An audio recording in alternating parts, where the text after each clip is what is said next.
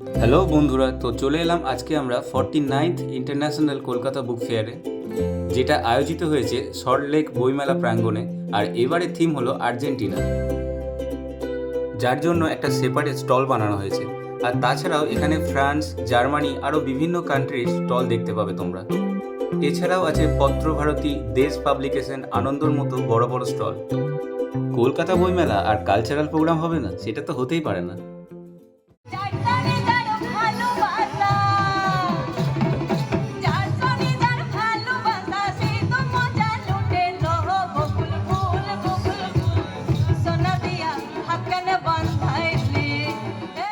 বইমেলায় ঘোরাঘুরি করে খিদে পেয়ে গেল, তাই আমরা এবার চলে এলাম ফুড কোর্টের দিকে।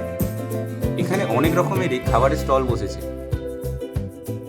নিজেদের আর সামনে রাখতে না পেরে আমরা নিজেদের পছন্দের মতো কিছু খাবার আর এই শেষ পাতে কিছু মিষ্টি খেয়ে নিলাম। কুলফিটা কিন্তু বেশ ভালোই ছিল। খাওয়া শেষ করে মনে পড়লো যে এখনো তো বই কেনা হয়নি, তাই আবার চললাম বই খুঁজতে। বেশ ভিড় হয়েছিল দোকানগুলোয়।